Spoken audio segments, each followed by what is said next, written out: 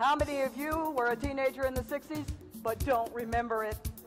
Oddly enough, something very amazing came out of all this. And it was two things. I wanted to smack him upside his little Italian head.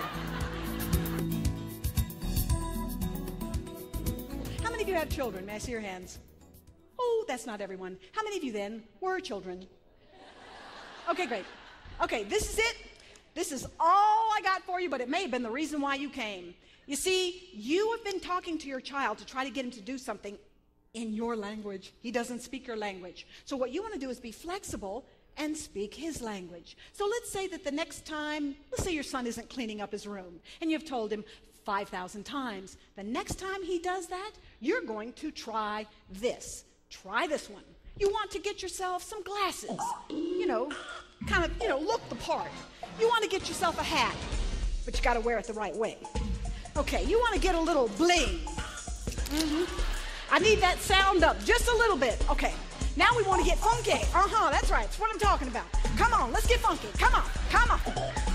And the words go like this. There's words. You better believe it. Yo room, dude, it's looking real bad. Yo room, dude, you better listen to your dad. He's mad, real mad. Better pick up your clothes or the iPod goes. Make up your bed or the television's dead. Well, now you listen to me. I tell you how it's gonna be. This ain't the home of the free. There's a price, don't you see? I told you 15, 25, 35 times. The money's gonna stop. Your bubble's gonna pop. You better toe the line or your butt is mine. Well, I can hear you squeal. What's the big deal? Well, let me tell you how I feel. Let me tell you how I feel. I'm a woman on the edge, a woman on the edge, a stressed out menopausal woman on the edge. You don't want to mess with me. You better not mess with me. Yo. Yo.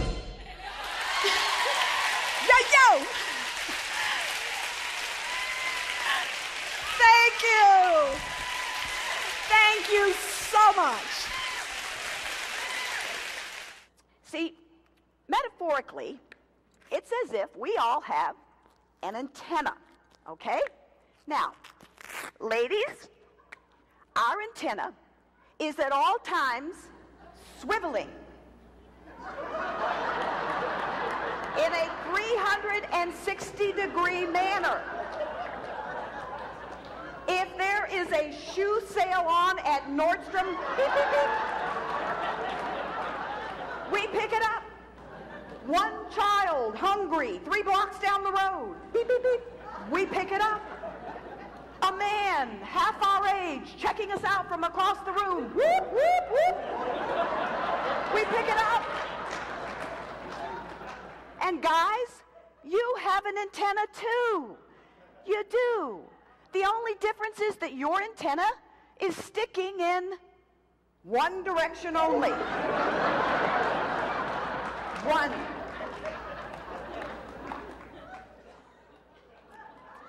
Sometimes an antenna is just an antenna.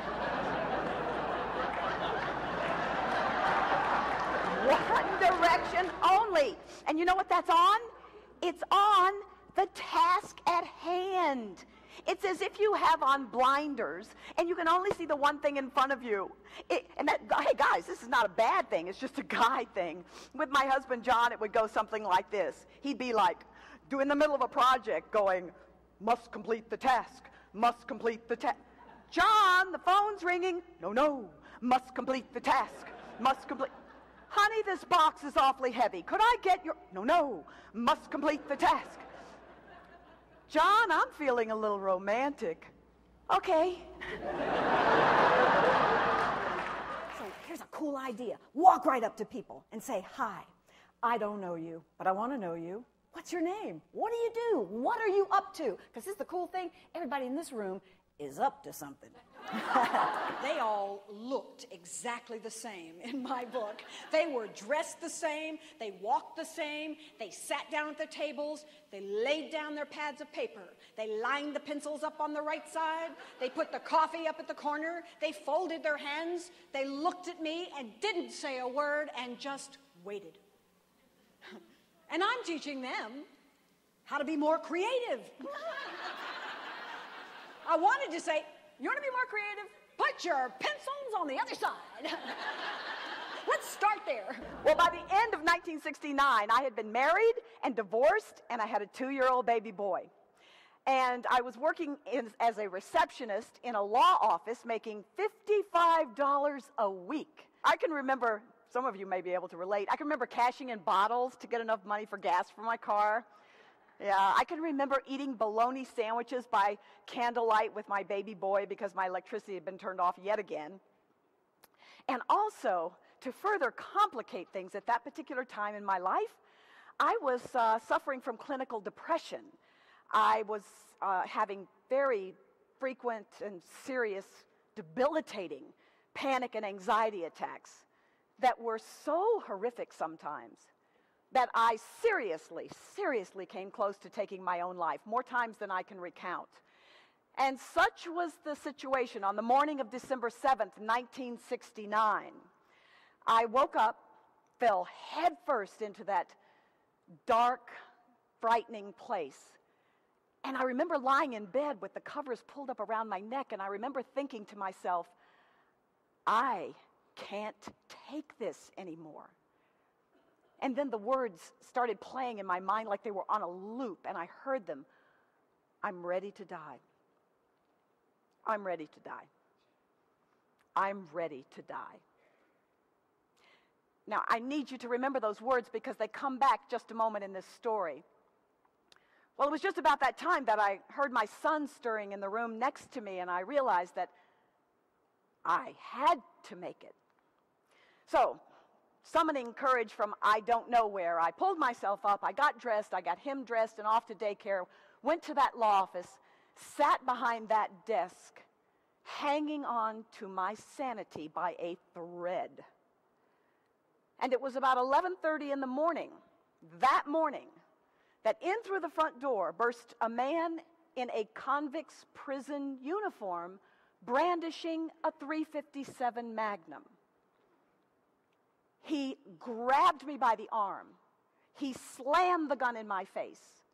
And he said to the 2 attorneys who were standing there at the time, give me your car keys. Give me your money. I'm leaving. I'm taking her with me.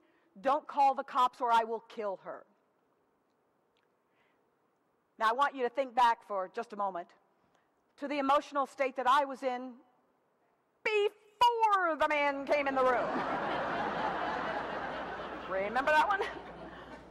By the way, I don't know if any of you have ever seen a .357 Magnum or not, but here is what one looks like. That is not, however, what it looks like when it's about 2 inches from your face. No, then it looks something like that.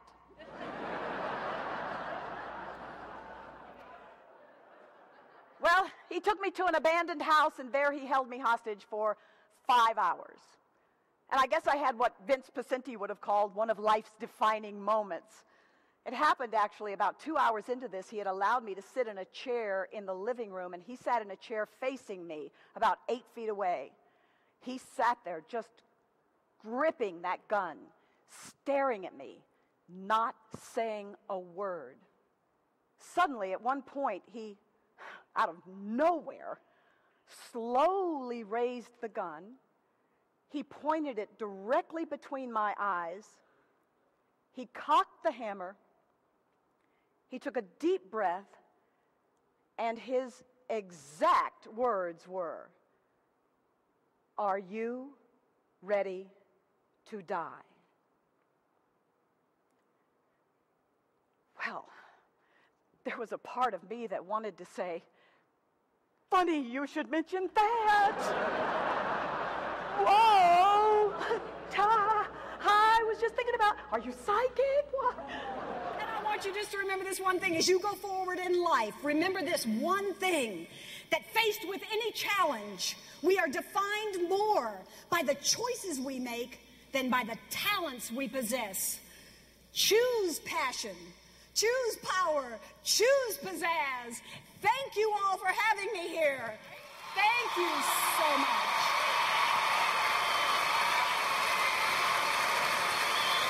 Thank you.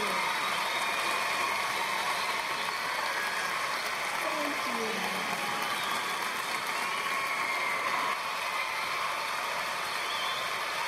you.